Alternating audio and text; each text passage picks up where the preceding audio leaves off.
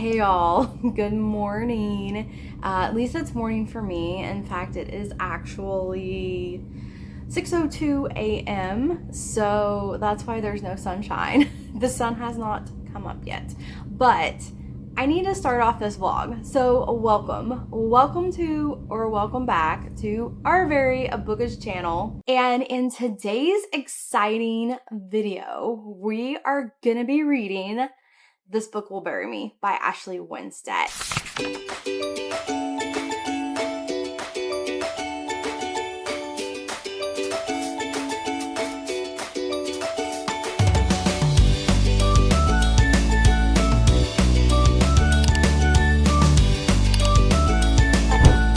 Now, Ashley Winstead is a kind of nostalgic author for me and Jen because our very first reading vlog we did on this channel 2 years ago in March of 2023, we read Ashley Winstead's The Last Housewife. We both love thrillers. So for our first vlog, we picked a thriller to read, and I think it was a kind of long process because we all had different books we wanted to read, but then we both settled that we wanted to read that one. So I don't remember exactly how that process went, but we did end up reading The Last Housewife, and I absolutely loved it. I have not read Ashley Winstead since then. I did buy Midnight is the Darkest Hour, which was her release in 2024, and I have it up there. That's why I looked up there. I have not read it yet, though. I think Jen read that book and didn't love it, so I've been kind of putting that one off because now I'm kind of thinking like maybe I won't love it either. But we both got ARCs, which is advanced reader copy of Ashley Winstead's This Book Will Bury Me, and we both are so excited about this book. As far as I know, this book is following a college-age woman whose father passes away, and in order to kind of deal with her grief, she starts like getting into these true crime forums online. And the more and more that this student gets involved with these online forums, she starts solving some crimes, and the back leads you to believe that she comes close to the killer and she could be in danger. It doesn't specifically say that, but it kind of makes you think that direction, that way the book is going. It says, when Jane and her sleuths get closer, every answer only begs new questions. They begin to suspect their killer may be smarter and more prolific than any they faced before. Placing themselves in the center of the story starts to feel more and more like walking into a trap. So you're kind of feeling like they might be in danger or something. So I don't know, but I am really excited because I really enjoyed The Last Housewife and the topic of this book. Oh my gosh, you guys, I have wanted to read more true crime novels. I did do a vlog last year where I read about the Sons of Sam, and it was written by an independent investigative reporter that had some clues that he kind of brought to the surface that the police either didn't find, didn't know, didn't acknowledge, or actually kept hidden. And it kind of shed some new light on the Sons of Sam murders. And then he goes into his theory as to who really committed a lot of the crimes. Not that the man that was arrested was innocent, but that he was part of a larger group. So I just found all of that very fascinating. I don't always subscribe to alternative theories or anything, but I do think they're fun to kind of entertain, kick around, and you know, maybe come up with your own or think outside of the box a little bit. So I am really, really interested to see the lives of these internet sleuths and this girl that gets drawn into this world, and I just can't wait to get into this book. It is a big, thick book for a thriller. It feels heavy, and it could just be the weight of the paper, but it is over 400 pages. I forgot the exact number. It is 441 pages, which is kind of chunky for a thriller. So super excited about that. Plus the cover is really gorgeous. I love the colors. Just the picture of a car in a wooded area driving down the road, but I love the cover, the colors that they did on this cover and how they like darkened everything except some of the light. So I don't know, very cool cover. Also, I was able to get a copy on Edelweiss, so I will be reading this on my my Kobo when I am traveling around out and about. I will take this with me when I'm out, so you'll probably see me reading both. I do love the feel of this book though. It feels really good. It's very like smooth, and I'm so excited. I like the font too. And just browsing through it, you can see there's some kind of like mixed media-ish typing. It looks like you're getting there's screen names and then some dialogue, so it looks like you're getting maybe the post in this true crime armchair detective forum that they chat on. So really excited about that. I love my books with mixed media. I think that's so fun. So enough yakking, let's just get into this so I can give you all updates and some more information about the book. I'm about to start our ARC vlog for This Book Will Bury Me by Ashley Winstead, and I wanted to check in because there's a couple things that I saw just as I picked it up. Often when you get an ARC, you get a paper explaining more about the book, some background about the book. Sometimes it'll just say how they anticipate promoting this book. But this one I thought had a good description, so I was gonna read it. From the national best-selling author of In My Dreams I Hold a Knife and Midnight is the Darkest Hour, which both of those I still have to read, comes a chilling, compulsive story of 5 amateur sleuths whose hunt for an elusive killer catapults them into dangers the world watches.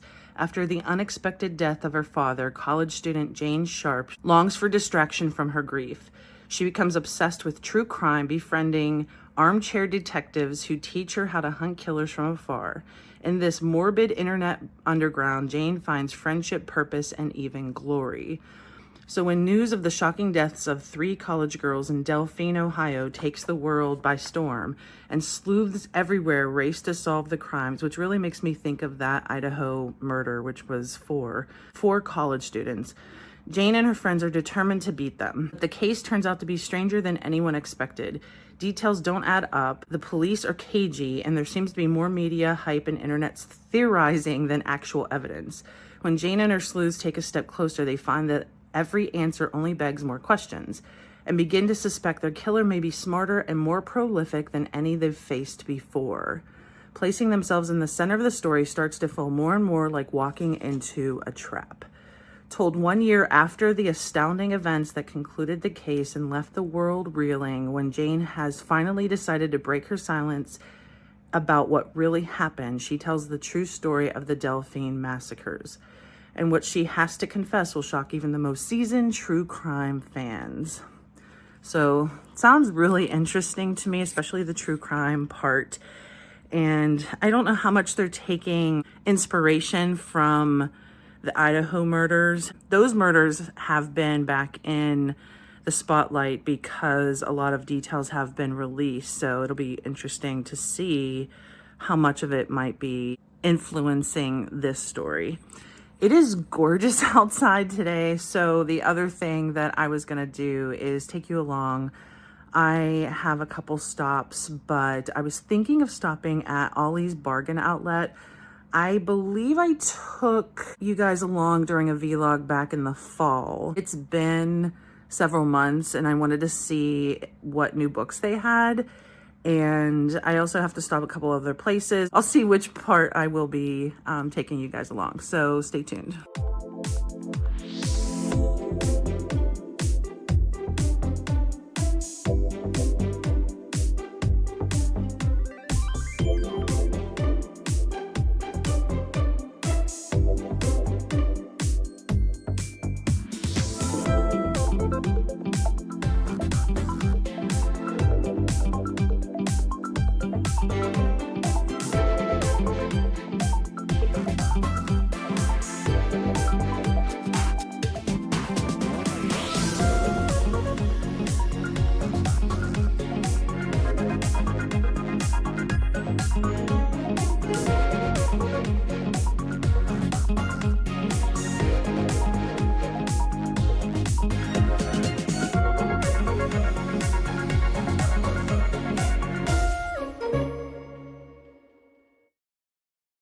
It wasn't as much of a successful trip. I feel like I got several the last time I was here. I saw some of the same books, so maybe it's just too close in between. It's been about 4 months. I did get one. This might have even been here the last time, but I can't remember why I didn't really want to read this.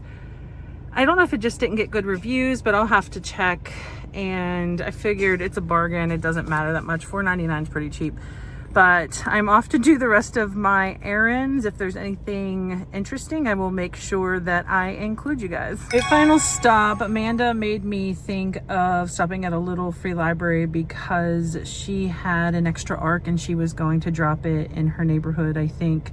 Little free library. So there's one that's near my house that I feel I have found some pretty good things. So I have 2 books that I'm going to put in there that I'm going to unhaul from my library. And I can see it from the car and it doesn't look like there's anything good in it, but at least I'll have 2 books that hopefully will get a new home.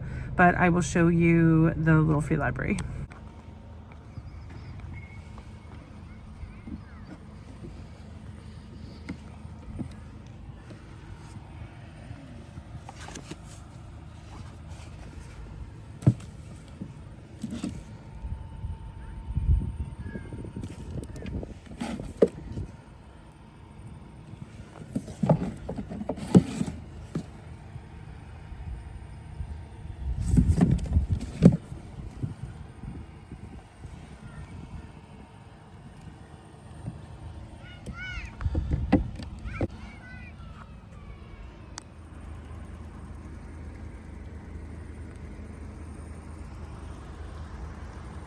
Surprisingly, I am a huge Sue Miller fan. I've read a few of her books. I can't remember if I've read this one or not, and I'm gonna have to look at it once I'm at home and try and remember and look at Goodreads and stuff.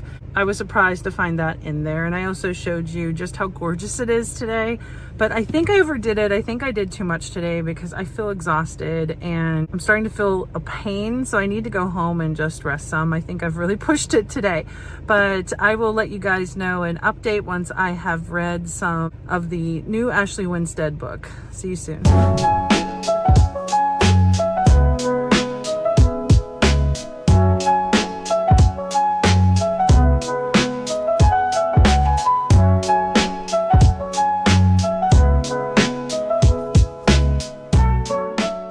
Guys, I am on chapter 31 and I'm still using my Darna little clip because I just think Darna looks so cute in it.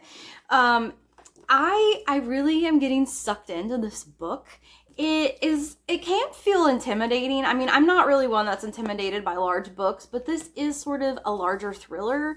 But the book reads so fast. It has been reading fast, and a lot of the pages are taken up with sections like this where you're reading dialogue from an online chat forum. So is it weird that this book could make you want to go online and find some of these armchair detective forums and just kind of lurk and see what they're saying and what they're talking about? Just asking for a friend. I don't know. I just find this super interesting. I am interested in true crime. I don't read as many true crime books as I should. Really do want to get more into true crime books, and this is kind of lighting that fire in me to kind of look into some more true crime situations. Writing is so good. I love her style of writing, her prose, and the way that the story just kind of flows out of her through her writing. So far I'm enjoying the book, and I will update you again when I get some more read. I have an update. I have read a nice chunk. I think I'm right around 100 pages read. And I feel like I've already got sucked into this. And one of the main reasons why, I mean, her writing is really good. And it's a definite reason. But I knew this was in the realm of things that I'm interested in terms of like investigation and trying to sleuth and look for clues and help. But the main character, Jane, she's going through a very emotional time, losing her father, and she ends up getting obsessed with this like Reddit type online group. They investigate crimes and help the police, and you watch as she learns about this new thing because she doesn't know anything about it. And the only reason why she falls down that rabbit hole is she just happens to see a news report about a woman who was murdered, and in a horrible way. She was found in a lake in a trash bag cut up. I mean, it's horrible. And I think Jane, is like obsessing about death and what it means and what does life mean and everything you go through in that grieving process, and stumbles upon this true crime group of people and ends up finding like friendship through and like validation for feelings. And I think it also gives her something to do because she's helping them solve the murder of this woman. And it's just fascinating to me. I love that like detective type work. And I feel like I just am really interested in that storyline. So I have been enjoying it. And the way she's telling this story, she tells this because it's leading up to whatever happens, seemingly something controversial happens on another case that she gets involved trying to help solve.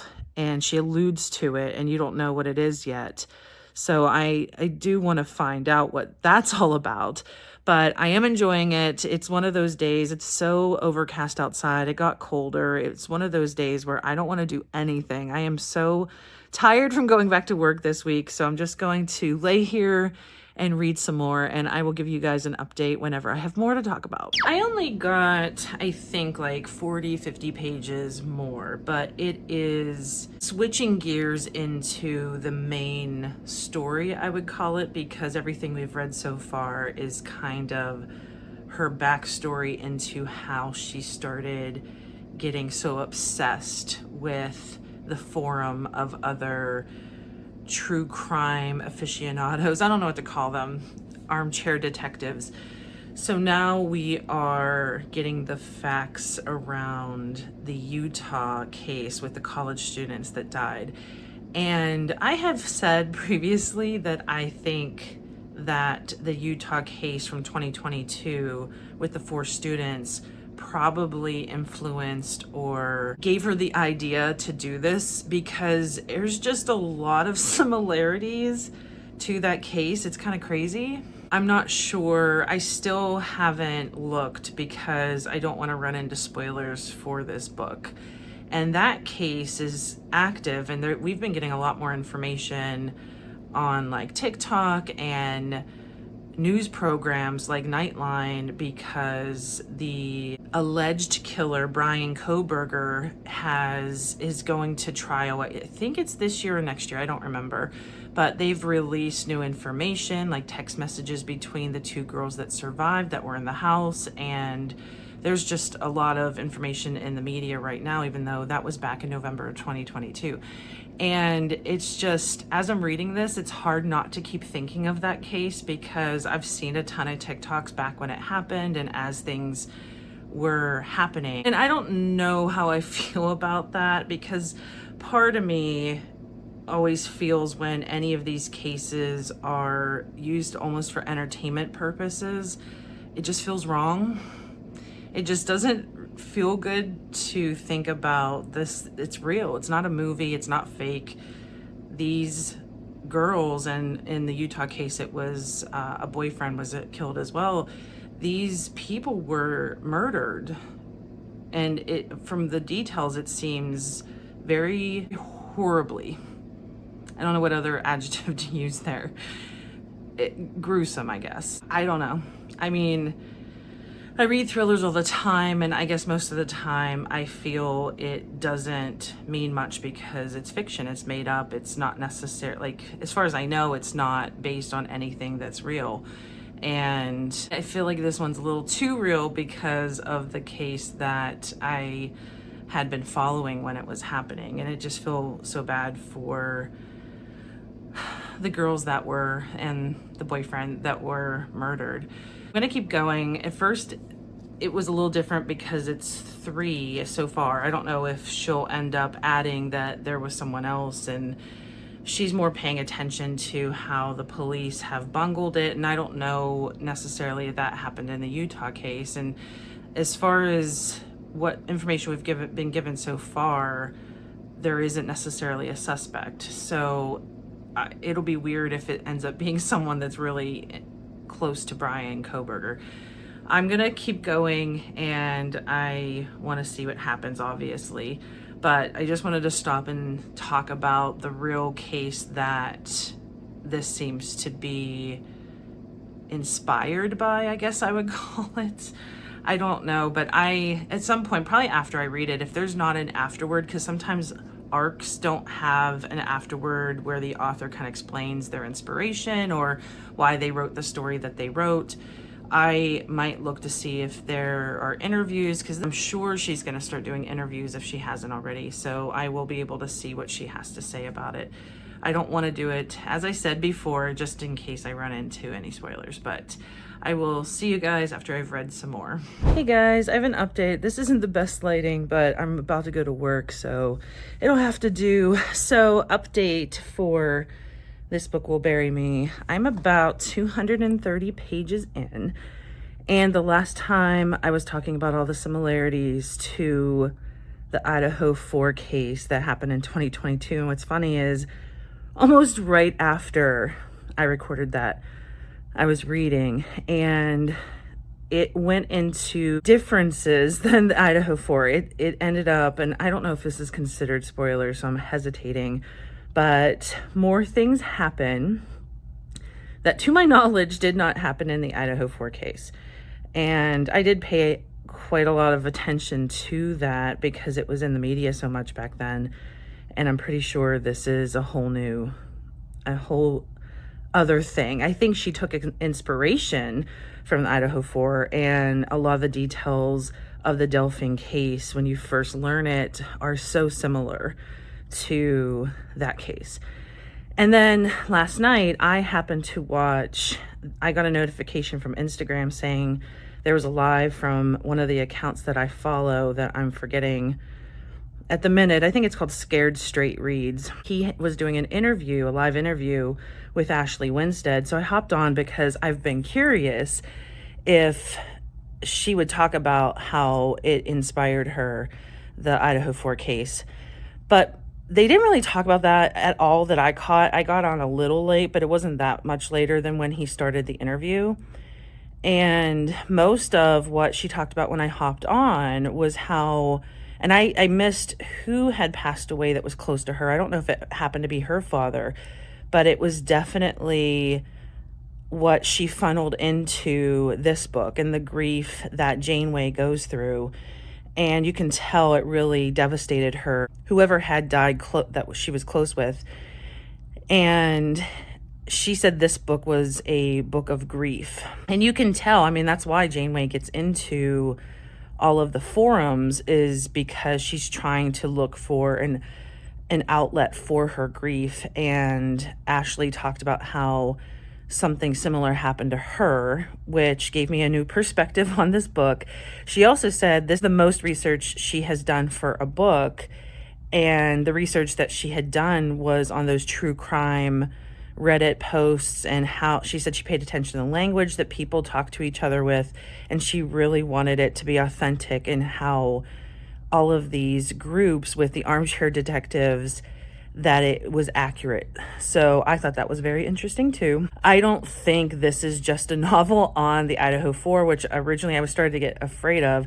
I think she's weaving in several different true crime murders that happened and putting some of those details in to show what has happened to some of these victims that have gotten murdered. I'm very curious to see if it's someone we know or how they're going to find out. Hopefully they find out who the killer is. And there have been some updates, I would say, or I can't think of the word, where I was surprised at some of the information that we're getting, and it's taking a turn as to making me very invested to find out where this goes. So I wanted just to give you guys an update before I went to work, and I just want to keep reading, and I will let you guys know when I have more thoughts or anything else. All right, guys, it is time for final thoughts on This Book Will Bury Me by Ashley Winstead. There are so many things I liked about this book. I actually didn't vlog a whole lot in this one because I just read it very quickly. Ashley Winstead's writing is just really bingeable. I really enjoy her writing and the stories that she unfolds. I think this book was very clever because when you're reading it, it feels like you're reading the autobiography of this young woman struggling with dealing with grief from her dad passing away and then immersing herself in this true crime world. I did think it was really fun. I thought the characters were fun. My only issues with the book is that it felt very repetitive. It felt like the characters were kind of doing the same things over and over, and they were discussing the same things over and over. The same topics kept coming up over and over, and it just kind of felt repetitive. So I think, like, if you like slow burn kind of books, this would be fantastic. Even if you don't, like, I like really fast-paced books, but I still enjoyed getting into this world and reading this young woman's point of view of what happened to her with everything that was going on, with her dad dying, with solving these murders, with all these characters that she meets. But I just felt it was a little repetitive, and it did kind of slow down plot-wise. It slowed down a little bit. The writing still kept me hooked, but the plot did seem to drag a little bit throughout the book. So not like, you know, a fast-paced Frida McFadden thriller, but very bingeable, very interesting. It will hook you in, but it's just not fast-paced in the sense that the plot moves very quickly and every chapter ends on a cliffhanger. It's not that type of thriller, but it is kind of dark. It was also fairly predictable, I will say. I do think that a lot of people that read thrillers regularly are going to kind of be able to predict what was going on in this book. I still think it's worth reading, though, okay? I just want to put that out there. I know when you talk about thrillers and you say it was predictable, that's like, you know, the nail in the coffin for the thrillers, but it's not. I still think this is worth reading. I'm very glad that I read it. I had a good time while I was reading it, but just for my personal taste, it felt a little repetitive, a little slow burn, and not quite as thrilling and not like jaw-dropping like I would like in a lot of my thrillers. So it's just a different style thriller, but I really recommend it if you like thrillers. It is very different, and it does sort of open your eyes, or at least for me, it kind of opened my eyes into a whole nother world that I know absolutely nothing about. And it just, you know, I'm a very curious person. I like to know how things work, what people are thinking, what's going on. I don't like to be in drama. I don't like the tension of drama, but I like knowing what's going on and knowing things. I like knowledge. And this book really kind of intrigued me and wanted me to know a little bit more about this. I would definitely read another book if another author, or if Ashley Winstead puts out another book around these armchair detectives, or these like online sleuths, or whatever you want to call them. It talks about Reddit a lot in this book and other online forums. I am not familiar with Reddit or any other online forums. I think it would be fun if you could safely peek in and see what people are talking about, but I don't really know how to go about doing that. So I'm just gonna keep it to hopefully maybe finding another book that will kind of scratch the same itch and give me that information and kind of talk more about this world that these people live in. All right, I finished and I didn't record anymore. A lot of the ending went by really fast, and the part I wanted to record, and I decided not to because I just didn't feel like spoiling some of the things that were happening. I had almost talked about something with the real life case with the Idaho 4 and the suspected murderer, Brian Koberger, because I remembered it one day and I was like, oh, I should record and talk about it. And what's funny is I didn't have time whenever I thought about it. And then when I hit a part of the book, I thought, oh, she's going to include what happened in real life again with this murder. But it ended up going, she kind of went in a whole new place. And I don't even know if that's what made her use, and I feel like I'm hedging around it because I can't talk about it. It will ruin the ending of this book. I don't know how much I loved the ending of the book, and it might be just the expectation with, I knew that case so well. I see her using so many details of that case, and obviously she had to stop using it because in real life, the trial hasn't happened. And the suspected killer, Brian Kohberger, is saying he didn't do it. As far as I know, there aren't any other suspects, and I haven't delved into it as much as paying attention when it first happened. So for all I know, there are more similarities that she used at the end of this book to what is happening in that case. I don't know that for sure. I don't know. There's something about the ending that just didn't feel right. I don't know how to say it. There were so many things happening. I was kind of confused. I had to slow down and say, okay, wait, what? And I think a lot of that is because I have been thinking about the real life case so much. And it was probably detrimental for me in terms of, I don't know how much of that she was influenced by, but it had to be a lot. There were so many similarities to the case in this book. Who she ends up saying is the killer doesn't feel, I don't know. I don't know how to say it without giving it away, or it's hard to talk about, I guess. So I am just going to say I didn't really like how it ended. It ended up just being a solid 3 stars for me because I think some of it was expectation of why I didn't end up liking it as much as I was thinking I was going to like it. I still feel she's a really great writer. It just didn't meet the expectations that I had for it, I would say. But 3 is still, that's not bad. It just means it's a solid book. And I still feel haunted by that case and everything she put into this book. I mean, it's not just about the serial killer or suspected serial killer. It's definitely, from the interview that I watched her, a lot of what she funneled into this book is processing grief. I believe it was her father that she was grieving.